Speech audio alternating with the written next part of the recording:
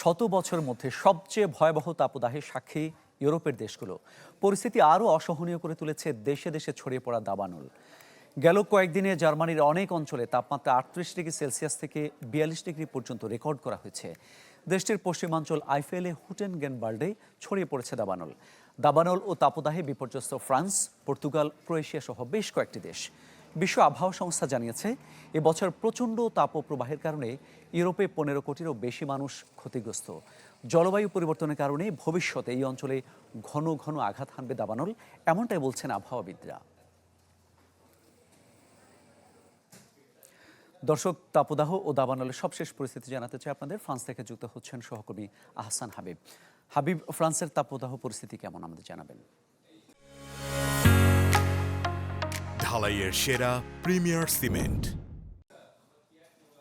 প্রথমত বলে রাখি যে এখন পর্যন্ত লন্ড যে শহরটি, সেখানে দাবানল পরিস্থিতি এখনো নিয়ন্ত্রণে আনতে পারেনি। আজকে সকালে প্রিফেক্টর মেয়র তিনি আমাদেরকে জানিয়েছেন যে এখনো পর্যন্ত লান শহরের যে দাবানলটা, যেটি গতকাল 1600 হেক্টর জমি পুড়িয়েছে, আজকে 1800 হেক্টর জমি ক্ষতিগ্রস্ত হয়েছে এবং আপ্রাণ চেষ্টা করছে এই দাবানল নিয়ন্ত্রণ করার জন্য, কিন্তু কোনোভাবেই পাচ্ছে না। এবং আপনাদের আমি কালকে বলেছিলাম যে অস্ট্রেলিয়া থেকে একটি বড় বহর হেলিকপ্টার নিয়ে এসেছিল, যে উপর থেকে পানি, সরাসরি পানি দিয়ে দাবানল নিয়ন্ত্রণ করতে, তাতেও ব্যর্থ হচ্ছে এবং কোনোভাবেই দাবানলকে নিয়ন্ত্রণ করা সম্ভব হচ্ছে না। তবে হ্যাঁ, বলছে যে খুব শীঘ্রই সেটা সম্ভব হবে, এটা বলছে।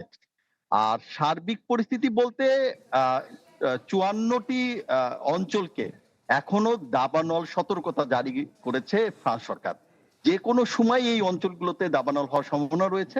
সুতরাং যে আতঙ্ক, যে গ্রস্ত না হয়ে নিশ্চিন্তে বসে থাকবে, এইরকম কোনো অবস্থা নেই ফরাসিদের। আর দ্বিতীয়ত হলো যে এবার সবচেয়ে বেশি দীর্ঘ সময় ধরে যে এই দাবানল গুলো হচ্ছে, এবং আপনাকে আমি একটা ছোট পরিসংখ্যান বলি। গত বছর এই সময় জুলাই এবং আগস্টে দাবানলে শুধু ফ্রান্সে 58 হেক্টর জমি পুড়ে গিয়েছিল। তবে এই চিত্রটা এই বছরে শুরু হয়েছে, দাবানল বা তাপ প্রবাহ যেটা বলেন, সেটা জুন থেকে এই আগস্ট পর্যন্ত এখনো চলছে এবং সেখানে প্রায় 1.5 লক্ষ হেক্টর জমি পুড়ে গেছে। তার মানে বুঝতে পারছেন এই ভয়াবহতা এই বছর রেকর্ড করা হয়েছে।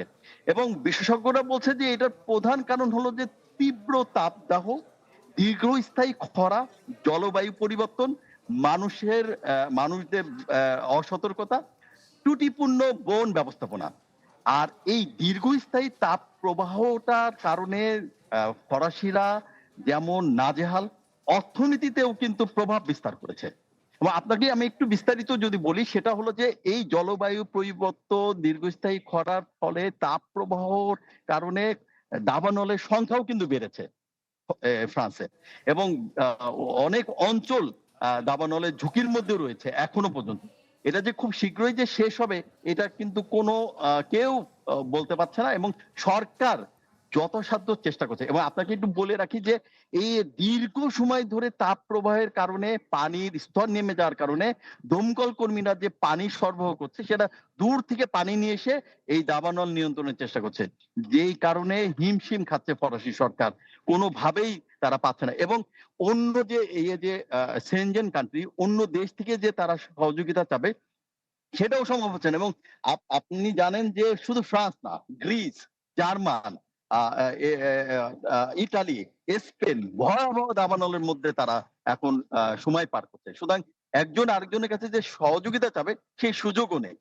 পরিশেষে আপনাকে আরেকটা বিষয় আমি একটু বলে রাখি যে সবকিছু মিলাই ফরাসিরা যে ভালো নেই সেটা বোঝা যাচ্ছে। তবে একটা ভালো সংবাদ দিচ্ছে আবহাওয়া অধিদপ্তর, যে এই অবস্থাটা খুব বেশি দিন আর চলবে না। সপ্তাহ দুয়েকের মধ্যেই পরিস্থিতি বা এই তীব্র তাপ প্রবাহটা কমে আসবে এবং পশ্চিম পূর্ব অঞ্চলগুলোতে তাপ প্রবাহ কিছুটা কমা শুরু করেছে। তবে দক্ষিণ দিকের তাপ প্রবাহ কিন্তু এখনো কমেনি। এখনো আজকে যে আমরা দেখেছি, আবহাওয়া অধিদপ্তর থেকে আমাদের যে বুলেটিন দিয়েছে, সেখানে 38 ডিগ্রি সেলসিয়াস হওয়ার সম্ভাবনা রয়েছে।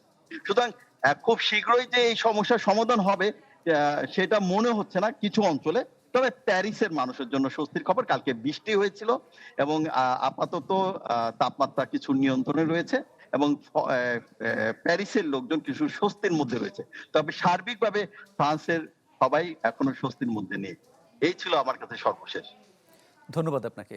ফ্রান্স থেকে দাবানল পরিস্থিতি জানাচ্ছিলেন সহকর্মী আহসান হাবিব।